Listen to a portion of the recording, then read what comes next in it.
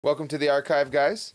Today we had the privilege of talking to Jake Parent and Adam Staples. It was awesome. It was great. Jake Parent is a shaman who specializes in Bufo, which is 5-MeO-DMT that comes from the toad, as well as ayahuasca. And he also practices with breathwork in his own practice, which is pretty cool for any of the audience out there who's not really so big into shamanism or psychedelics, psyched substances. But Adam Staples was also there, who introduced us to Jake because they're friends in real life, and Adam actually is involved in Jake's classes and does breathwork with him, and they live in the same state. And Adam has been a huge proponent of psychedelics online and just a strong voice for the psychedelic community. Yeah, he's an awesome guy. This episode was amazing, full of love, full of light, all about self-help, learning all about psychedelics, shamanism, and really just kind of interviewing Jake about his practice with Adam there to kind of give his take and perspective, because again, he does practice with Jake. So it's been pretty good. I really enjoyed it. We hope you guys enjoyed it as much as we did. With that, let's just jump right in.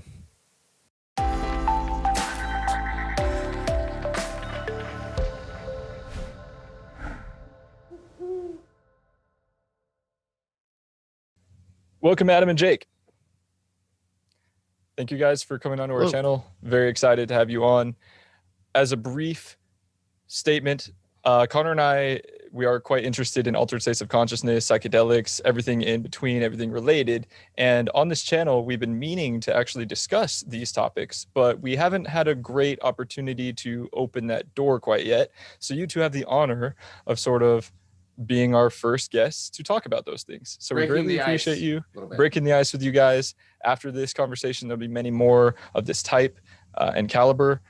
Again, thank you. I think Connor has a couple of questions to start us off with, but for the audience, we are going to be discussing psychedelics and everything in between. So, well, I guess just in the interest of the fact that we've never met you before, Jake, I just want to ask you how you got interested in shamanism, and maybe you can tell a little bit to the audience about what shamanism entails for somebody who doesn't understand it at all. Okay. I'm going to answer those questions in reverse order. So shamanism, there's really only two aspects to shamanism. The first one is that shamans go and retrieve energy that you've lost and return it to you, or that there is an energy that's attached to you that isn't yours and remove it from you. And whether you think about that in psychological terms, energetic terms, anthropomorphic terms, I don't care. Whichever terminology is what you're most comfortable with in viewing the world. That's how we'll discuss that. Whether it's a traumatic experience or neglect that caused either of those states usually in your childhood. That's what we're dealing with as shamans, is trying to make you whole. That you've either lost something or you're carrying something that isn't yours. It's either one of those two aspects, and that's the component that we're dealing with in a shamanic state or shamanic trance, or the shamanic work that we do. And when it comes to my own personal journey with psychedelics, I didn't have any interest in doing this. This isn't something that I wanted to do. This wasn't a path that I would have chosen to go down. It wasn't like you can go down to the community college and take a class on and get your shaman certificate and go into business with it.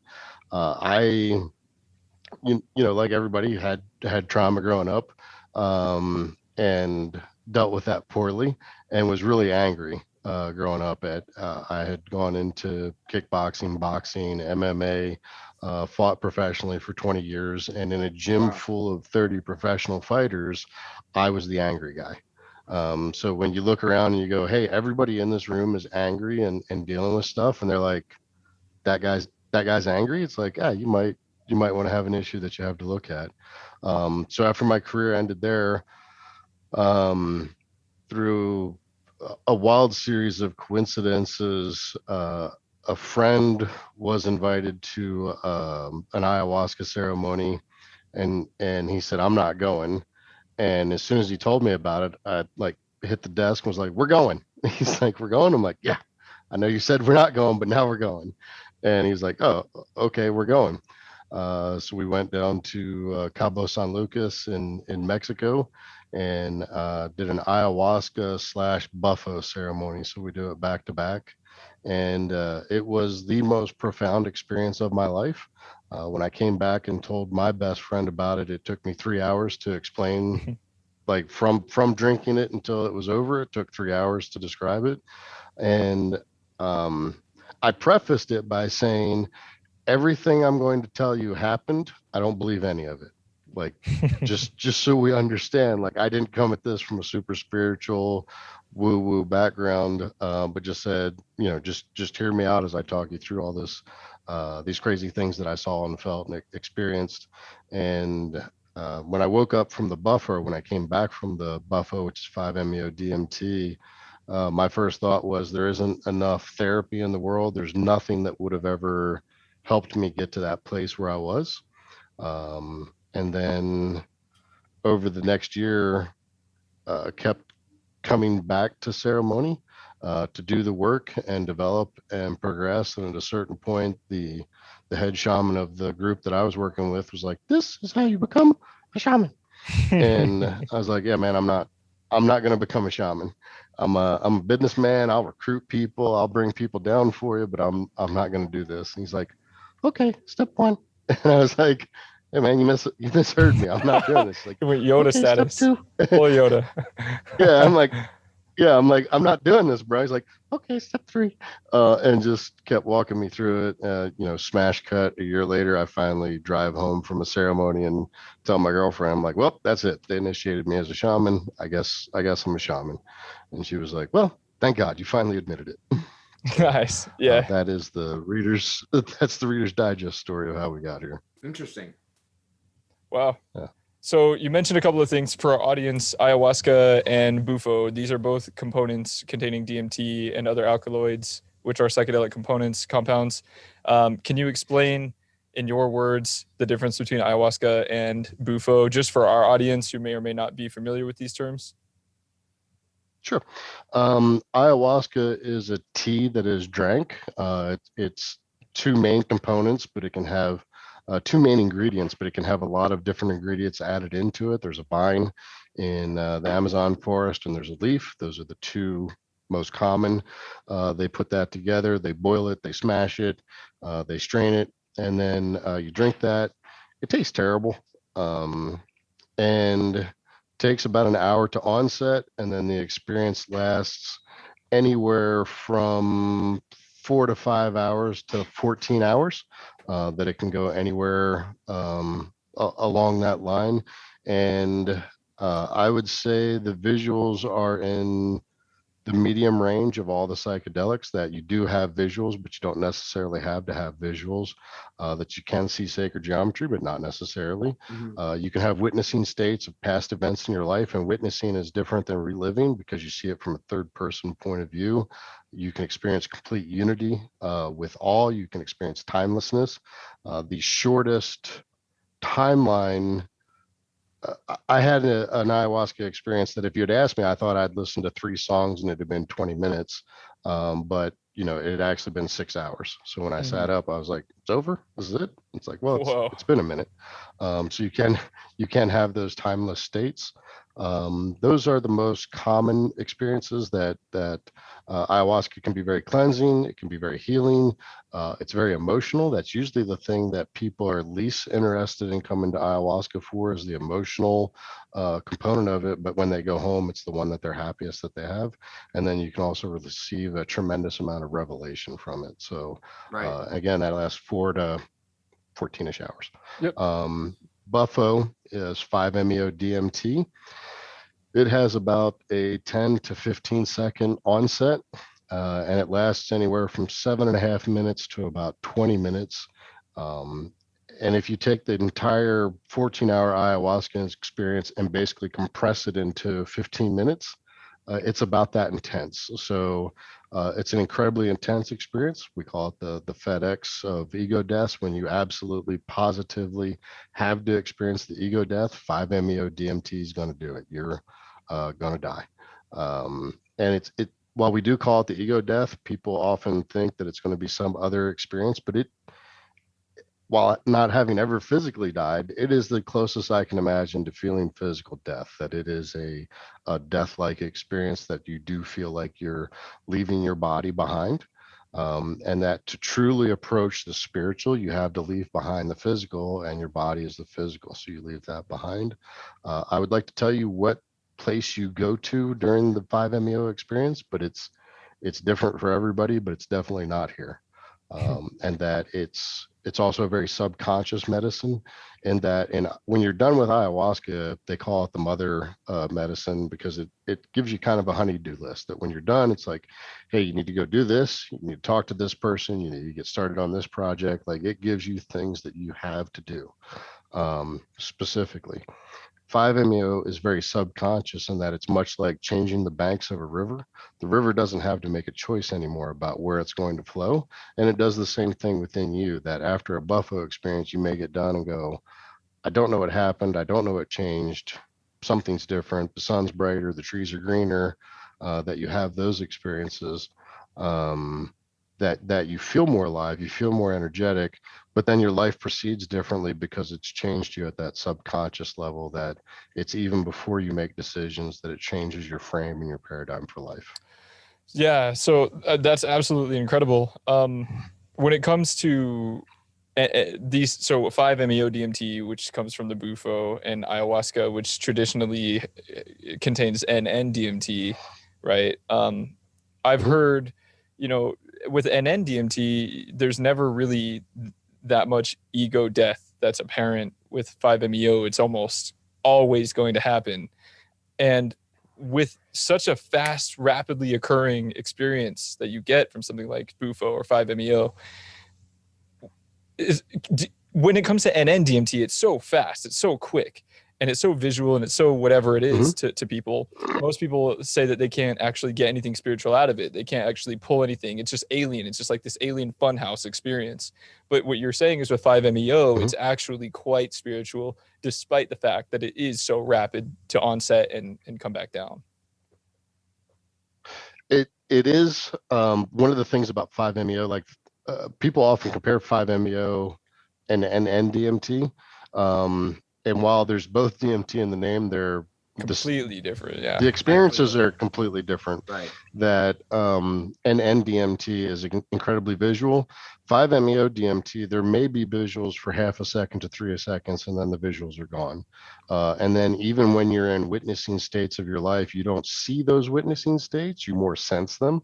Right. That you don't actually see anything, that you have feelings about experiences without actually envisioning them. That would make sense too, so because with ego death, it's almost like your sense of sight goes away, your sense of hearing goes away. Anything that could be housed or connected to the body and your actual physiological experience of the world in the phenomenological world goes away. So that makes sense as you explain it to me.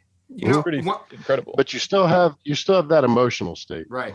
Well, one thing that you said too earlier that I'm kind of interested in is that you said that the ayahuasca experience can range anywhere between 5 and 14 hours. That's a pretty big window for somebody who's going into it and doesn't know what they're going to expect, right? What causes that? Is that a dosage issue, or is that just a person's natural tolerance to it? I think it has something to do with tolerance. I think it has to do with their ability to accept. I think it has to do with their ability to let go of control. I wouldn't say any of this is scientific. This is just my own personal observations, that generally people who are resistant to the medicine, that the message that they're receiving, that like, we don't believe in bad trips. A bad trip is just you getting a message that you don't want to hear. And a lot of times while they're fighting that message, it just prolongs the experience, that the medicine's going to out-endure you. I've seen incredibly resistant people go through 2-hour Bufo experiences. I've seen that twice, and those people were both incredibly resistant, both incredibly mentally strong. But in the end, the medicine always has more endurance. And that it's going to win. Do you find that the people who have a strong resistance generally report negative experiences, or does it by the end of it, are they generally, pretty happy with what's been bestowed upon them, I suppose? I would say of the 2 people that went over 2 hours, it's probably 50-50. That one person reports incredible progress in their life, and the other one was not so happy. Did not want to give up control. even after the experience. Connor, to answer your question as well, though, I think maybe diet has something to do with it as well, because with Aya, when you're consuming monoamine oxidase inhibitors, your diet actually does play into it a little bit. What's actually in your gut? I know that a lot of shamans will ask you to go on a vegetarian diet for 7 days beforehand. Yeah. Yep. So it's gonna boil down to how it's brewed and your diet and your resistance. Like, it's a whole gambit across multiple spectrums of the human experience, for sure. And you can also redose at any time. You can drink again, and sometimes people do drink more than once in a sitting. So it really just depends. No, it's very interesting. I appreciate that. Yeah. And the dose, when you talk about dosage, it doesn't necessarily an increase in dosage doesn't necessarily intensify the experience, but it does prolong it. Gotcha.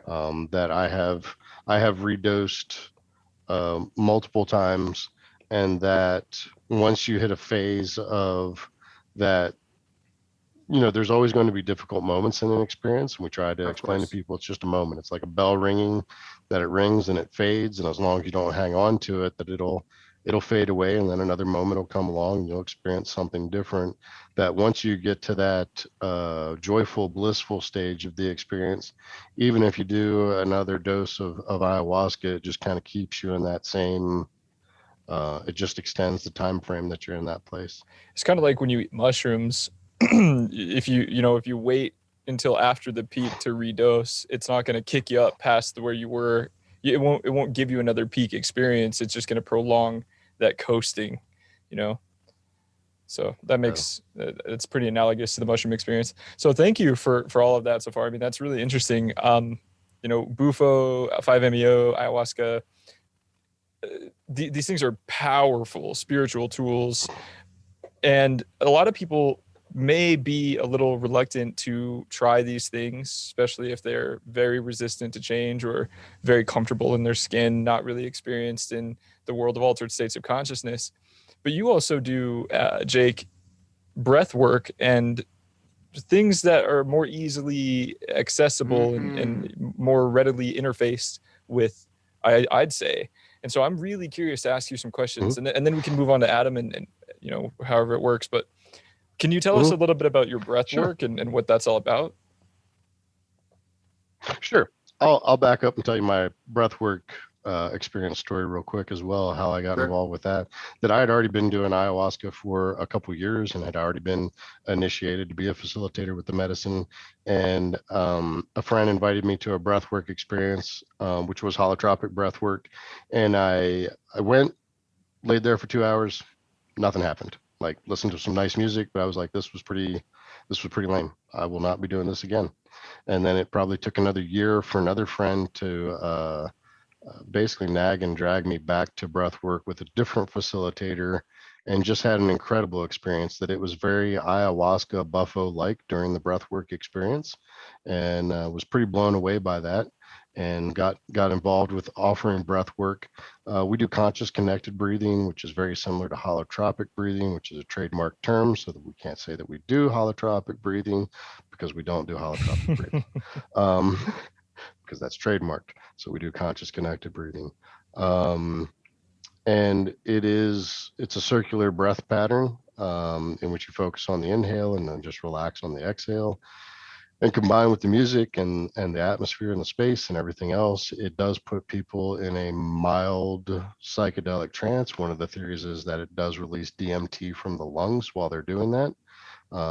And so people witness mild states of timelessness, ultimate unity, envisioning states. They have all of those things, but at a much gentler level, and that there aren't any foreign substances involved, so people can be a little bit more open to it. We deal with a lot of people who have regulatory compliance for their jobs, where they have to be licensed and be to keep doing their profession.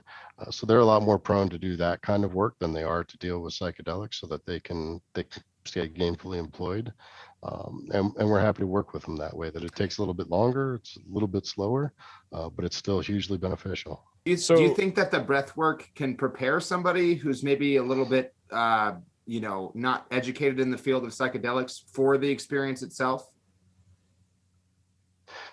Yes, and we actually prefer anymore before I take someone on a psychedelic journey. I prefer that they have 3 to 4 breathwork experiences before they go, so that they have some sort of their like their sea legs are under them. They have some sort of Sure. bearing that when they have an envisioning state, when they have a witnessing state, when they have a physical dissolution, it's not a freak out experience. It's just like, all right, well, it's another Right. day at the office. So Wow. that leaves me. Yeah, it does help prepare people. I have 2 questions to follow up on that. One is how long do you normally sit? How long are the breathing exercises? How long is a single session? Are there like tiers of sessions for like the Mhm. experience that you're seeking? And two, after you answer that question, it has to do with like losing. I guess to just verbalize it. When people begin meditations, oftentimes they'll experience colors or visuals or life-changing events, very profound experiences through their meditation and their altered states. But then eventually, through constant practice and formulating habits, they usually will lose those profound peak experiences, and the meditation becomes more of habitual knowingness or beingness or like a calming practice rather than a seeking of some sort of altered state that will teach them something or show them something. And I guess my second question is, with your breathing techniques, do people often experience that sort of a peak and then you can't really hit it again? Like it's just more of a practice. So with your, I'm going to answer the second question first. So that's a traits versus states question in that, one of the things that Buddhists decry about psychedelic is that it creates a peak state experience Right. that doesn't transfer over into long-term traits, which I've found to not be true. That it does, if they're willing to do the work, it can transfer into those long-term traits that it becomes a character trait, which is what we call it, as character, that you're trying to develop those character traits within you. And that if you are chasing the experience, if you're chasing the dragon, that can be frustrating. That if you come to breathwork 10 times, you're going to have 10 different experiences. 2 of them may be completely joyful and blissful and you're out of your body. Another 2 might just be grief stricken, where you're dealing with a lot of pain and a lot of emotion, and it can't be predicted. That's one of the joys of it, is that it's a different roller coaster every time you get on it. That you get on it, you're like, all right, I'm ready to go. I want to have that experience I had last time. It's like, that's not the experience you're having this time. So I don't see people that get to the point where they don't have experiences anymore. They are different experiences. Me personally, when I do breath work anymore, when I first started doing breath work, it was very physical. There's a vibration that takes place. We call it a dropping in experience. And when you're doing psychedelics, once you feel your body start to vibrate and hum, the experience in breathwork is very similar, that your body starts to vibrate, starts to hum. We call that the entrainment with the infinite. I don't experience that anymore through breathwork, but I do have envisioning states. So last night I did breathwork for 30 minutes, joined along with the class, and just saw wild visions. So you still have, the things that I asked for, I received when I had intentions. It's just not as physically powerful anymore. So the experience does change, but you can still receive knowledge, you can still receive revelation, you can still receive healing. But at a certain point, it's kind of like scratching an itch. At a certain point, it just doesn't itch anymore, and you don't need to scratch it. Right. And then your first question about the logistics of the class. We offer 2-hour classes and 1-hour classes. And when people begin meditation practices, it often takes, if you're following the breath, I guess every once in a while someone can have beginner's luck and have a full-blown experience their first time, but it usually takes about 3 years before they have that first samadhi experience or satori or whatever it is, that enlightened envisioned state. So the example I use is that with traditional meditation, and there's 23 different types of meditation, and so to call it traditional is a pretty broad umbrella. I compare it to being blindfolded, sent into a forest with a stick and saying there's a piñata in this forest. And if you hit the piñata, there's going to be this enormous emotional bounty that will be released on you. You'll be happy, you'll be joyful. Everything that's ever hurt your feelings will go away. And you wander around the forest for 20 years and you never hit the piñata. And every once in a while you randomly hit it. And then when you come back the next day and you think, well, I hit the piñata yesterday, I'll be able to do it again. But you were blindfolded the day before, so you have no idea how you got there. You have no idea how you got back. So it's a very random patterning that takes place. It's very shamanistic. Whereas with breath work, it's like with breath work, it's like you've taken the blindfold off. You get to walk into the forest, say, there's the piñata. You whack it with the stick, you walk back, and when you come back the next day to do the normal following the breath meditation, you can put the blindfold back on because you have a general idea of where you're headed now. That it becomes much easier to do the normal meditation. So we have 1 hour and 2 hour classes. I think right now my batting average is about 149 out of 150 people have some sort of experience their first session. And usually within 20 minutes of starting is when they drop in. That there is that last gasp of ego that I talk to them for about 20 minutes with the music on, guiding them on how to breathe. And then I set them loose for anywhere from an hour and a half to an hour. And then one of the things that we do offer, it's optional, is they can do Rapé, which is a shamanic snuff that gets blown up their nose, and that intensifies the breathwork experience. And for people who don't know what Rapé is, it's largely tobacco, but it's also other Amazonian power plants. And a lot like salsa, it has different effects. It has different intensities. Some of them are grounding, some of them are elevating, some of them are emotionally releasing, some of them are healing, that they all do different things in different aspects. It's completely optional when we offer it, but it does intensify the breathwork experience. So that's one of the things that we offer. But then we also have 1 hour classes, which are, get in, sit down, be quiet. There's no intro. We're just going to start breathing and then start walking them through it and then let them loose. So, yeah. And by the way, I really like the piñata metaphor. I was actually one of those people who was lucky enough to hit it my first time, but since then it's kind of dissipated a little bit. So that describes, so what you're describing though is the consistency of the experience being more probable with breath work. What about the intensity? Do you find like the intensity of the breathwork experience is it invokes a larger experience than say just traditional meditation? Absolutely. That and this isn't for everybody, your mileage may vary. Some people have incredibly intense experiences and enormous emotional releases, and other people are like, that was pretty nice. It was beneficial. It helped a lot. And then what we're shooting for is like I want to be like 3 years of meditation or 3 years of therapy in 2 hours. That's what we're shooting for. Right. That's our goal. We don't always achieve it, but that's our mission. So everybody is going to have a different propensity for their experience, or like what threshold they'll achieve. Everyone's on different paths in life as well.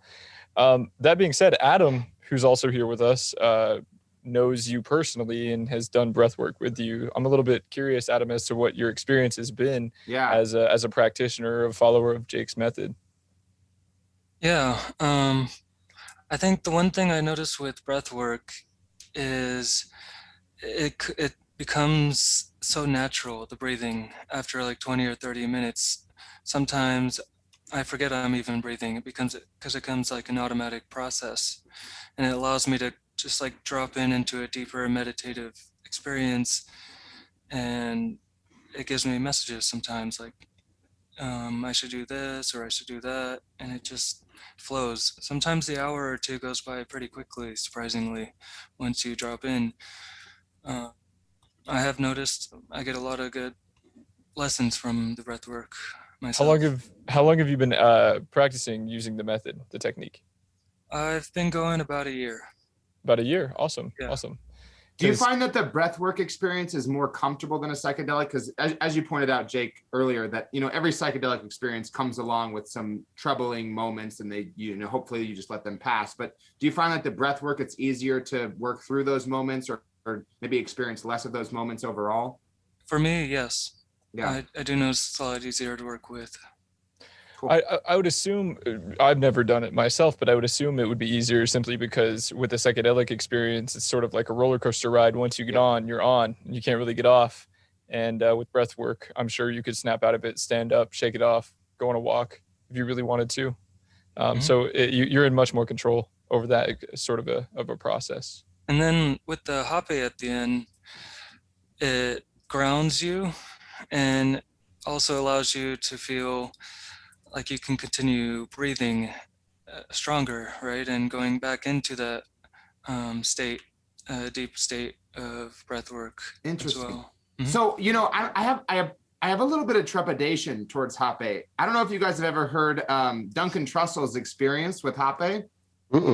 Well, he talked about how he was at a psychedelic conference or whatever, and somebody was just offering Rapé in the hallway, and he just kind of was like, sure, I'll take it. And basically had this, you know, following the experience, just lots of vomiting and you know, all sorts of stuff, and basically just felt very sick for about 24 hours. Now, he did report after the experience that he had always had this back problem, and it was gone completely for months afterwards after the Rapé experience. So, you know, obviously sometimes at the end of any uncomfortable experience, there's something worth having. But is that a common experience for people with Rapé where they get a little sick, get a little nauseous? I mean, how do you define common? Does it happen? Yeah. It happens a fair amount. I'd say maybe somewhere between 1 out of 5, 1 out of 10 people get nauseous. You know, there is a tobacco component to it that if you swallow it, it's 100% going to make you nauseous. That I have seen people get sick for 2 hours to a day. How are you how are you administering it? Because he had said that he snorted it in the form of a liquid. Well, that would be the harshest way to do it. Okay, cool. Good to know. So a couple things about Rapé is one that it is incredibly uncomfortable, and the discomfort never goes away. I've done it thousands of times over like 5 years now, and it still hurts, it still burns. That the way we administer it, it's put into a pipe. It's called a tepe. It can be bamboo or wood or bone, kind of L-shaped. And then you hold your breath. So you're not going to be breathing. You hold your breath, and then the facilitator will blow it into your nose. And then you exhale. That you don't want to inhale when you're bringing it in, because that makes it burn worse, and it's going to burn enough as it is. So you don't need to accentuate that burning. And then it's going to burn anywhere from 20 seconds to 1.5 minutes, maybe 2 minutes. You'll feel the discomfort. It can burn on the back of your eyes. It can make your ears hurt. It can make the back of your head hurt. It can make your throat hurt. It can make you cough. It can make you gag. But it's going to be incredibly uncomfortable for 20 seconds to 2 minutes. It is a mirror for how you accept discomfort and pain into your life and things not going well. That this is the example I always use, is that guys, when we feel discomfort, when we feel pain, the first thing we do is we make this face, and we go, it doesn't hurt. And it's like, well, we wouldn't be making that face if it didn't hurt. Right. And that the more that you can accept and relax and just allow that discomfort. One of the things that I like to say to myself is like, you felt greater pain than this before. Like, this isn't the greatest pain you've ever felt. Just relax. It'll be fine. And then at the point at which you relax, then you can experience euphoria, you can experience bliss, you can have emotional releases, you can cry, you can scream. We had a girl that screamed and cried last night a lot during her Rapé. We had another girl who did purge quite a fair amount during Rapé last night. So it's not common, but it's not unheard of either. Interesting. So we may go a couple weeks without somebody purging, but we might get a couple people in one night. I had a few questions in mind. I'm just going to bookmark them for a moment, and we can potentially come back to them. You mentioned purge. For anybody who's watching or listening, purging is a term that means, vomiting or literally defecating, basically excreting bodily waste, which is usually anchored with the spiritual realm as much as it is a physical experience. My question to you is, oftentimes people in the psychedelic community, psychonauts, often want to synthesize or extract and isolate these compounds, such as with ayahuasca. A lot of the time, as you're aware, Jake, Adam, Connor, everyone here, when ayahuasca is drunk, the alkaloids inside of it, the plant matter inside of it, often is what causes a purging experience. And so people will often isolate the monoamine oxidase inhibitor, which allows the experience to unfold, and they'll isolate the DMT and they'll put them together in what's called pharmahuasca. They'll just isolate those compounds and take them in a pill form or something to have a similar experience to ayahuasca, but not quite the same, because it does not have all of those free floating alkaloids in the plant matter and the tincture and the water and all these things. Do you have any sort of personal view on a more synthetic, quote, approach to a ceremony? Do you feel like it's necessary to have a purging experience? It's more important to drink the ayahuasca traditionally, or have you ever done a pharmahuasca experience? And if you have, do you feel like it's totally okay? Like, do you find parallels or one more important than the other when you're actually doing spiritual work, is my question for you, Jake or Adam. Yeah, I'll answer first. I'll let Adam go first. Yeah. I've done both ayahuasca and pharmahuasca. I tend to fit more along the lines of like Hamilton Morris and his views on the subject. I personally don't feel like purging is a necessary component for the healing experience. That said, sometimes psychologically believing that purging, releases these negative spirits or whatever you're releasing might itself lead to healing because of the placebo effect. Ayahuasca was I definitely purged. I definitely felt very nauseous and uncomfortable. While on pharmahuasca, I didn't have that so much. There was still this feminine motherly spirit there. It was much more visual than my ayahuasca experience. But I still feel like I got a lot of lessons from the feminine spirit from my pharmahuasca experience. To pause and come back to Jake's answer, it may have been more visual on the pharma experience because you had more DMT in the mixture, just because it was isolated, perhaps, potentially. But yeah, Jake, that's one possibility. Do you have an answer to the question? Yeah, sure do. There seems to be a really strong division in the community between synthetic and organic, and I have no dog in that fight. In the work that I do with Bufo, I just happen to live in the area where the toads actually live, so it's easy for me to acquire organic Bufo. Mm-hmm. I'm sure if I lived in Minnesota, I would be perfectly happy to have synthetic 5-MeO DMT. Mm-hmm. I've done both. I think there's a thing called the entourage effect with Bufo, where there's 17 or 19 other ingredients with the toad secretion that is in synthetic, and I find the entourage effect to be wildly overblown. That there isn't much benefit that I've seen from it. Other people talk about it. I've administered a couple thousand doses. I don't see the difference. So when it comes to organic versus synthetic, I really don't see a difference.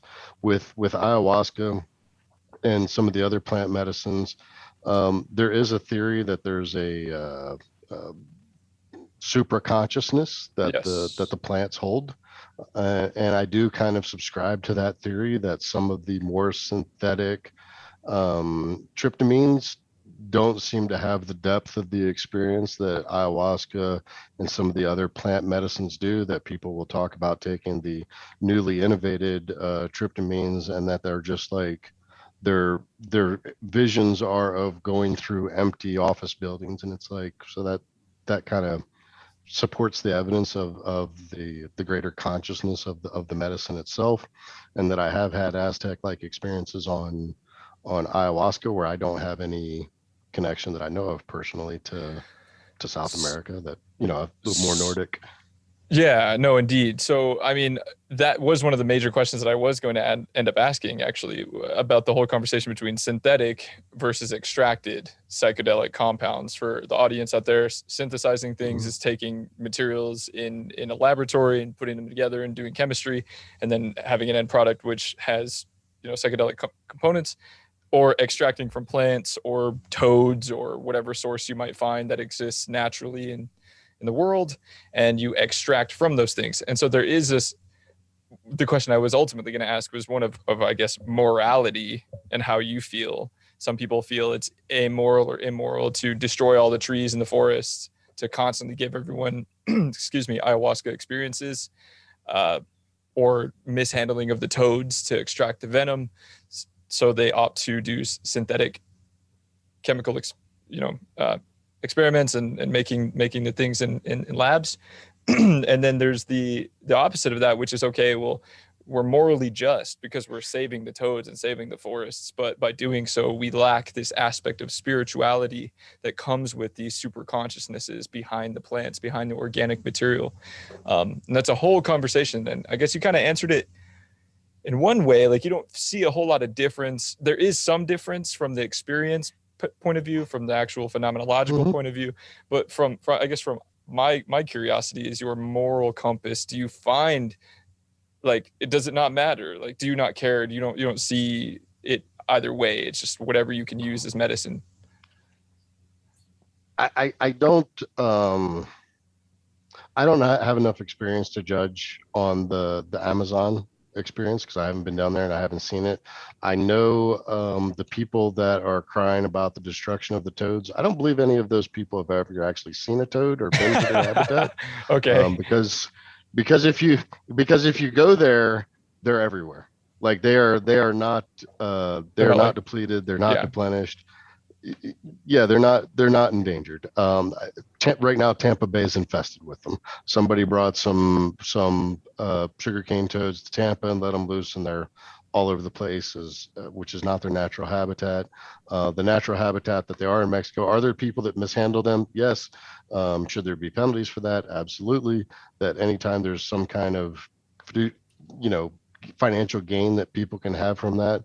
I do know that the people that I source from, there's an Indian tribe in Mexico that they handle it ethically, and that's who I prefer to deal with. I'm sure as it grows in popularity, there's a finite limit to the toads that can be handled. Right. And that at that point, it's like I said, I don't have any problem using synthetic as far as the experience it goes for Bufo. I'm sure there's a difference between Pharmahuasca and Ayahuasca, but when it comes to Bufo, those are they're the same experience. And I have a couple things to add to this as well. One thing is, in economics, there's this idea called Coase's theorem. Coase's theorem, I think one way to solve this is, I think, with private property. I think, having people with a decent amount of money privatize certain lands and, growing these ayahuasca vines or breeding toads is probably one way that we can maintain keeping them. I think it's just a good idea to at least have them so we can continue doing more research and learning more about botany and those sort of things. And then one other thing is, at least Hamilton Morris recently gave a talk at a Bufo conference, and he was talking about this conservation problem with toads. Now, I don't know that much. Jake probably knows slightly more about the conservation issue, but pharmacologically, there's two primary psychedelic compounds in Bufo. There's the 5-MeO-DMT, and then there's one in much smaller concentration called bufotenine. And it doesn't seem like the bufotenine is going to be in large enough quantities to make that much of a difference to the experience. So it still seems like synthetic 5-MeO-DMT and the toad venom is going to be about the same. So, yeah, so I was going to ask that question. You guys are really on it. Like, you're like, before every time I can't ask the question because you're already on it. So, like, I appreciate that. But yeah, so as far as Jake's viewpoint, the 5-MeO synthetic versus 5-MeO extracted from the toads doesn't seem to have a whole lot of difference in terms of the experience, as you're saying, because the bufotenine, which is this extra little component to the mix when you extract it, it seems so minute that it doesn't matter. The toad, the Bufo toad, the toad that, like, it's venom that you're extracting, right? So there's a process. If you don't follow the process properly, it can be potentially dangerous. Is it the bufotenine that's actually venomous to humans, or is it the extra, like everything else? Is it the bufotenine or everything else? Do you know? Actually, I don't know. Don't know. Has anyone? Yeah. I know there's 17 to 19 components, Mhm. and that it's venomous when it's liquid. Right. that You have to they- wait for it part to of that is- crystallize. You have to wait for it to crystallize. Yeah, Exactly. and that seems to nullify it. And no one has tried to extract pure, what is it called? Bufotenine. I don't know if you, Bufotenine, and have an experience with that alone at a high dose or anything like that? not that I've heard of.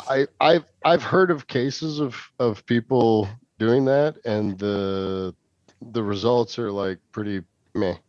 Pretty That subtle. even at higher dose, yeah, like it is a psychedelic of some sort, and but the result, the effects are pretty mild. Pretty mild. Yeah.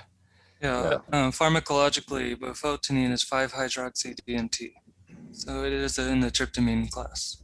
That's good to know. Yeah, 5-hydroxy DMT. Yep. So that would make it a tryptamine. But if it, maybe you could try bufotenine with an MAOI and see what happens. Maybe that could be dangerous. Who knows? This isn't advice for anybody, by the way. Just want to. Yeah, no, just hypotheticals. But if you tried, let us know. Yeah, for sure, definitely.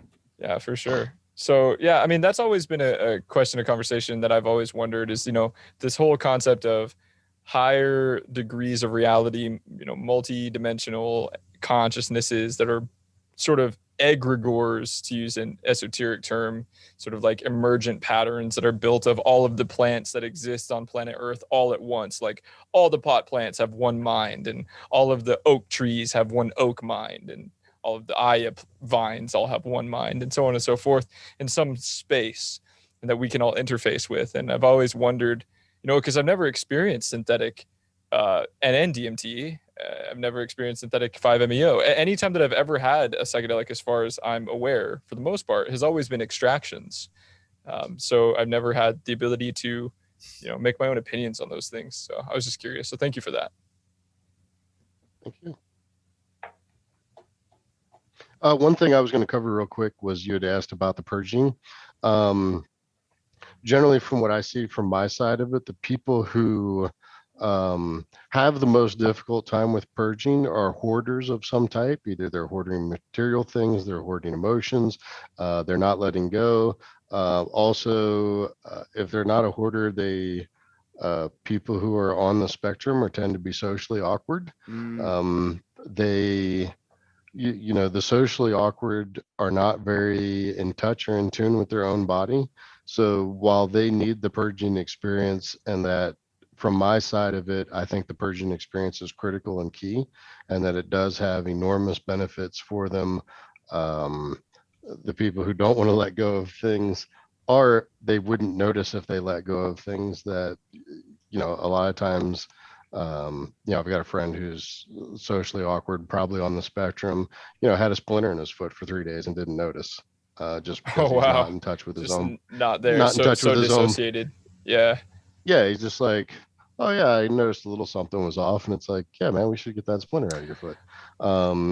So that's the kind of thing that you see, and I could definitely see like somebody like Hamilton is socially awkward. Yeah, for sure. Right. Well, I mean, if you've observed that those who in their physical space are hoarders, or unable to let go of certain things emotionally, detach, so that might in your experience lead to a higher probability of purging. Perhaps it's the socially awkward as well, because they aren't necessarily holding on to and attaching to physical things, but they're attaching to their actual energy. When socially awkward individuals experience the world, it seems like they have so much they want to say or so much they want to do, but then they hold on to it for whatever reason. We tend to say that they become attached to ideas. Exactly. And either, that, or their own. When we've spiritually dealt with people who are possessed, it's their ego that's possessed of an idea. That I'm not as big as on the anthropomorphic map of spirituality, where there's angels and demons and things possessing you, but you can become possessed of an idea, and that the ego needs to let go of that as well. Absolutely. I mean, you've touched on a couple of points that we really highlight on our channel. One is being possessed with ideas, or ideas possessing people. Another concept that we talk about often is states versus stages. Really popular modern philosopher by the name of Ken Wilber, who sort of conjoins Mahayana Buddhism and spirituality and transcendent ideas and philosophy all together in one giant bag. Often talks about states versus stages. We talk about that a lot on this channel. So, I mean, you've hit on so many points that I so vibe with. I just want to have so many conversations in so many directions. There's so many ways we can go. We should definitely do another conversation. I've read Wilber's material before, and I'm trying to remember, like, there's a paradigm that he has that's really brief that I'm trying to remember which one of his paradigms was that I've used before in helping people prepare for ceremonies. So you mean like his the mental paradigm, so like the mythic, the pre-rational, rational. Yeah, he's got like a mental model. That's it. So he's got it's called the equal, all quadrant, all level. It's the 4 quadrants: the I, the it, the we, the So we brought up a little bit people on the spectrum, and it kind of sparked my mind. And I'm going to try my best to cobble together 2 questions, but we can kind of separate them if we need to. So, so everybody I've ever talked to who's used psychedelics has had tremendous benefit from them, including myself and everybody here.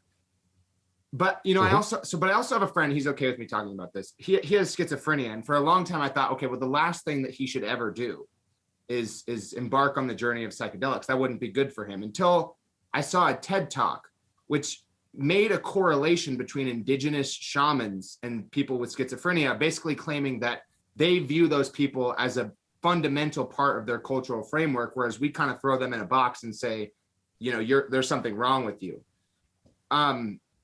What would you say about, so I guess the 2 questions are, what would you say about the correlation between schizophrenia and shamanism in the indigenous cultures? And what warnings would you give to somebody based on their innate proclivities as far as psychedelics go in general? If they've been diagnosed with schizophrenia. Exactly.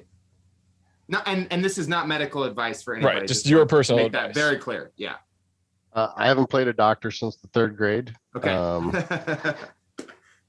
That girl's dad suspended my medical license. So. Oh, that happens. Children do that, man. It happens. We all, I think we've all done that in our lives. Yeah. It was all innocent. So this is not medical advice. Technically, we do screen for that. I do ask, do you have a history of mental illness in your family? Do you have schizophrenia, bipolar, things of that nature? My personal view is that people who, not necessarily bipolar, but with schizophrenia, that the veil between us and whatever the other dimension is becoming thin. And that they're accessing it against their nature, and that they don't have the tools to deal with the information that they're receiving. Okay. I'm probably one of the few facilitators who will take someone who's schizophrenic. Shamanic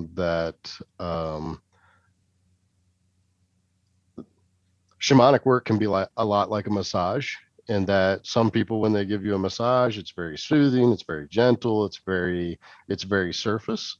And then you go to another massage guy and he's like, all right, I'm going to whip out a tool here and I'm going to dig into the back side of your joint from the front side of your joint, and we're going to get whatever that little nook and cranny of pain is. I'm the second variety. It doesn't matter how deep you want to go. It doesn't matter how far you want to go. I'm willing to go deeper and further. So I will take on those kind of people to have a journey. I don't recommend it. That it should be an option of last resort for them. I don't know if you guys have ever heard Rick Doblin's talk about how he got involved in this work, and the thing that pushed him over the edge to become to do the work that he does.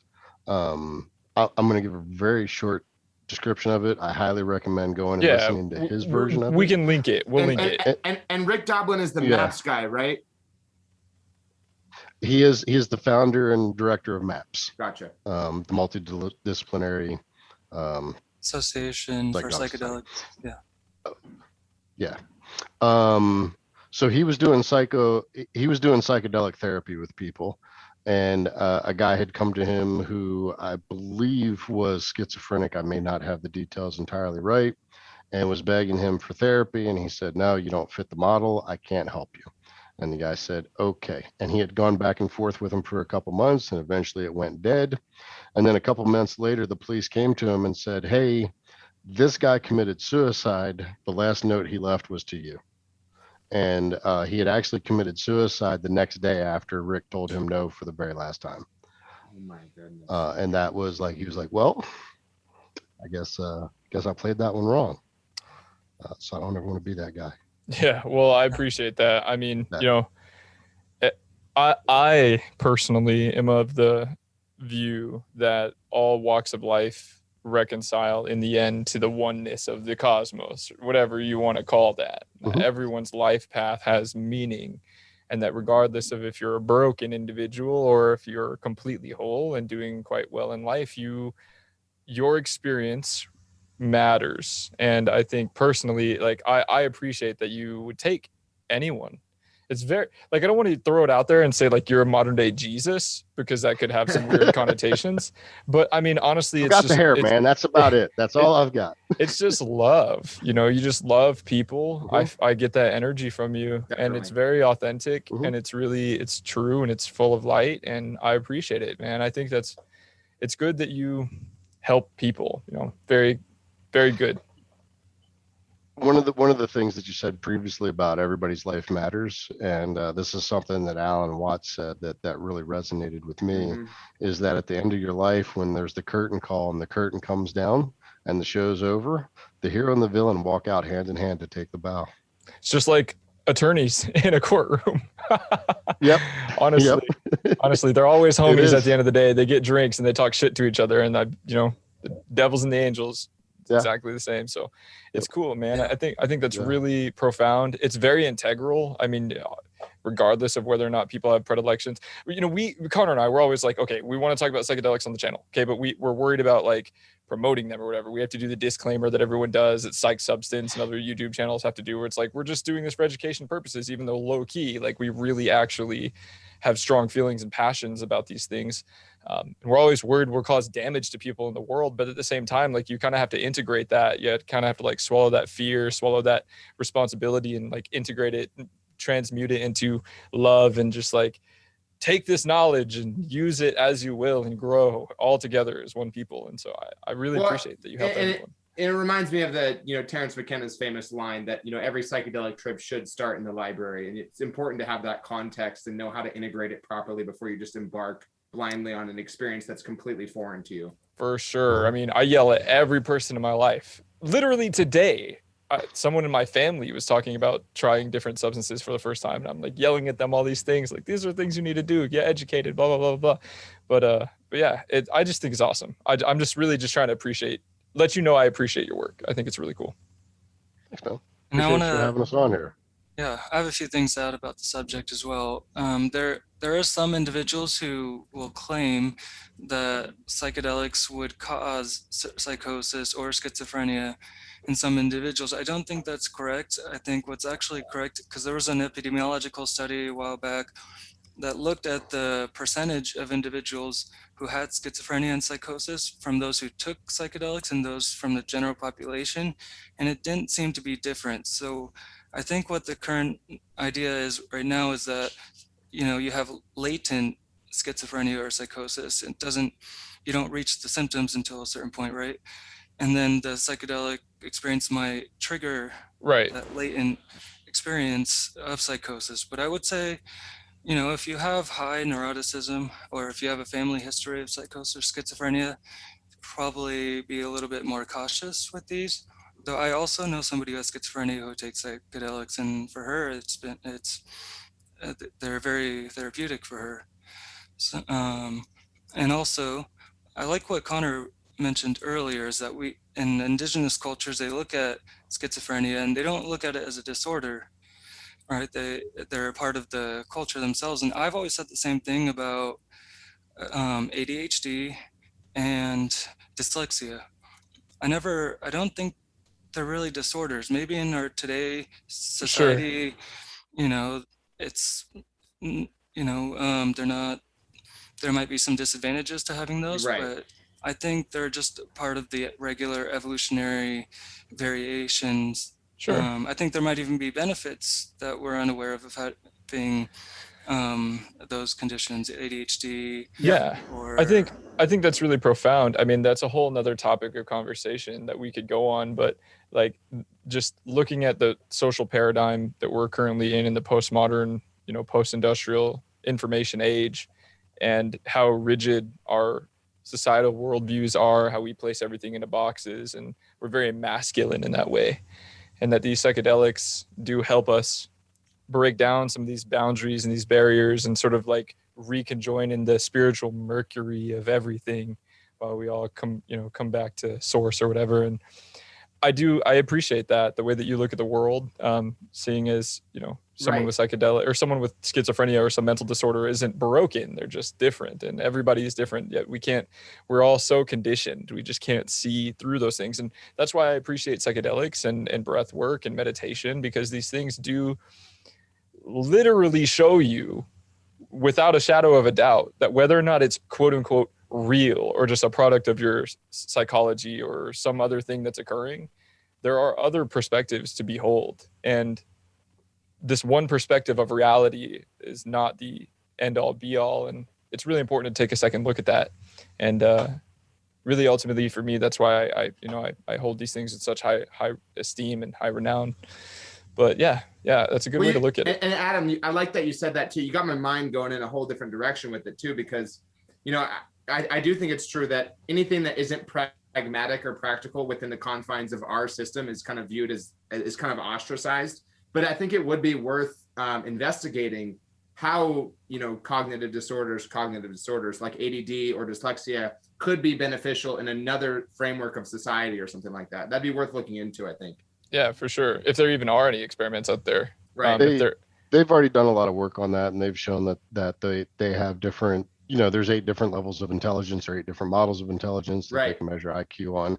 And they've shown that they excel in other areas that are, non-standard when it comes to creativity or problem solving, that they generally perform better in those domains. They just don't translate into Western society in the same way. Correct. That the utilitarian aspect of it is lost, because they would be better served to have a partner who can do the normie stuff. Right. Like how can you monetize? I've had a big thought, but I can't execute. Right. Yeah, for sure. Which makes sense. I mean, our paradigm, our Western culture is greed sick as all hell. So it's like, if you can't monetize this thing, if you can't harness it and use it, in a way where I can slap you on the wrist or whip you in the back and make you produce something for me, it's pretty useless or taboo or whatever, unfortunately. I have another question for you, Jake. I know that you mainly focus on Bufo, 5-MeO, and breath work and those aspects of the shamanic realm. Are you at all versed in or interested in doing therapeutic sessions with things like mushrooms and psilocybin, or any other psychedelic substances? Is that on the agenda? Are you experienced in shamanic use of those things, or are you kind of just like, I know this realm, I'm comfortable here, I can help people here, and this is what I want to do? I work with mushrooms, ayahuasca, and 5-MeO DMT. Anything that isn't one of those 3, I usually know somebody that I can refer you to. But like I have a depth of knowledge there, and I feel like if I tried to do any more than that I wouldn't be I wouldn't be excellent at it. Right. It's like jack of all trades. From what I've seen, and that I'm probably best at Bufo, and then ayahuasca and mushrooms I'm very good at administering. But Bufo, I'm pretty good. So those are the experiences I focus on in guiding people there. And the other medicines are useful, they're beneficial. I'm certainly not one of those people that thinks my way is the only way and that it's the only path, that everybody's path takes them to someplace different. And that if they feel called to another medicine, they should follow that calling and find somebody who's exceptional at administering it. Sure. Yeah. Thanks for that. Pretty sweet topic too. Yeah. I kind of want to talk a little bit about Ibogaine. I know you just kind of said that that's not really within the realm of your specialty, but I'm sure, you and Adam have some opinion on it, and I do too. Its prevalence and rising in this era. So what are you guys' take on Ibogaine? I think if you have a heroin addiction, it is the gold standard. That, you know, accept no substitutes. You know, if you've got a drug addiction, go to Ibogaine. Again, I have a friend I can refer you to. I don't do that. He's a former heroin addict who has a clinic in Mexico. Wow. Because it's not illegal there, and they have a doctor on staff because there are heart conditions that it exasperates through Ibogaine, that you do have to have a clean bill of health to go through an Ibogaine experience. It is, for people who don't know what Ibogaine is, it's a root from Africa, where ayahuasca is typically 5 to 8 hours. It can stretch out longer than that. Ibogaine goes like 24 to 48 hours. Like, it just keeps on going, keeps on giving. Long after you're ready for the ride to be over, the ride keeps going. Yeah, and even after the peak experiences, pretty serious. Ibogaine, like the afterglow of Ibogaine can last for a long time. Like you can have a lot going on. Ibogaine's powerful. In the indigenous African tribes, most of the time they revere Ibogaine so highly that it's not like a medicine you do multiple times. It's like a 1, maybe 2, maybe 3 in your life, and like that's it, because it's so incredibly powerful. Right. And I've also heard that people, you know, because just like DMT, you're interfacing with entities. I've heard that the entities can continue to speak to you even after the euphoric feelings have worn off, or the psychedelic feelings have worn off, while you're just going about your day-to-day life, and they can kind of subtly give you advice. It's kind of like mescaline in that way too. Right. I mean, with psychedelics, there's a lot of difference of opinion on what happens, but like I'm a believer of like spiritual doorways being open and closed, where like some human beings have semi-permeable membranes. Like some things can come in and some things can't go out, and vice versa. You open certain doors, they can stay open for a while, especially if you don't have like a shaman singing Icarus, or somebody who can protect you, or somebody who can guide you. So, you know, like especially with Ibogaine, especially, I'm pretty sure doors just be like open for a minute. So you got to be careful, do it with the right people, in my opinion. It's definitely not something I would just like obtain on the dark web and do at my house. Like I would highly recommend against that. Yeah. You might be stuck in your house for a few days. So. For sure. Yeah. One thing, I have a few things also. I don't know if you saw the recent Hamilton's Pharmacopoeia episode on Ibogaine, but there's this opioid pandemic in West Africa. It's a one called tramadol epidemic, and now a lot of people, mainly in the Congo and in Gabon, and they take the Iboga has been part of the Bwiti rituals. Tribes usually do it maybe once in your lifetime, but possibly more. It's a 5-day ceremony. Even children will take part in the ceremony and take a little bit of Iboga. They have like different amounts for children than adults. And I know that's controversial in the West, but in a lot of ancient shamanic cultures, children do participate in some of these ceremonies. We could talk about that. You don't sleep during those 5 days, and for like the first 2 or 3 days, you don't eat or drink in these Iboga ceremonies. It's brutal. Pretty intense. Yeah, pretty brutal from what I can tell. And that seems kind of dangerous though, like, you know, especially someone who's not adept to fasting and hasn't built up an ability to fast for long periods of time. That makes me worry about somebody fainting or something like that. Yeah, but that's why, like, you can appreciate cultures who ingrain these substances in the actual fabric of their social construct and their social contract, and that is something that I think that we Westerners can benefit greatly from. Work that, you know, such as Jake is doing, trying to normalize and show these things are not dangerous. They're actually far different, because as you mentioned, depending on the type of medicine, it can be quite dangerous, and it takes a level of effort and preparation and reverence and respect. And like, I think there's so much fear and there's so much misinformation that just like really stops us hard in our tracks when we're trying to make positive changes in the world. And conversations like this is hopefully what will shift the paradigm eventually. I mean, even BJ, you know that like I've had a hard time. I still haven't embarked on the DMT journey because I am so afraid of rendering myself unable to move. Where I've had great experiences with psilocybin or LSD, it's hard to get over those barriers, especially when your culture has reinforced this idea that they're scary and that they should be avoided and stuff like that. Yeah, and so just to bring up that whole concept, it's like with the Ibogaine, it's crazy that children are part of the ceremony, and it's beautiful. I think it's divine. It's like, can we please just get back there? Like, please, somebody call the director of the CIA right now. Like, what are you guys doing? Are you guys gatekeeping the shit? I know that you've been messing with DMT since the 30s, okay? I know it. So, like, are you, like, can we just please talk to the entities? Like, why do you get to talk to the entities? Like, what's happening? Are they demons? Because if they're demons, then I don't know if I want to talk to them. You can keep talking to them. Right. Well, it's all substances are only allowed, of course, if they've been sanctioned by the powers that be. So by the archonic overlords. And of course, the only substances that have been sanctioned are fundamentally the most detrimental to your health and cognition. So yeah, and just to talk about the importance of how this, treating opioid addictions. I had a friend, she was a decade-long heroin addict. Had a very difficult time getting off them. She went down to Mexico to one of these Ibogaine clinics and had I think it was a 2-day experience, and then she had 5-MeO-DMT. Never desired to have heroin again, didn't have any withdrawal symptoms after the experience. Something clearly in this experience shows you psychologically, the terror of taking, something like an opioid every day. It frightens you, and you just don't want to do it anymore. Jake mentioned something earlier that I wanted to bring up that I totally spaced. So it came back to me now, which is intention. And a lot of the times people, when they abuse drugs and psychedelics, they do so mindlessly. They just take the drug and just like, let's have a fun time. Let's see what happens. And that can be dangerous.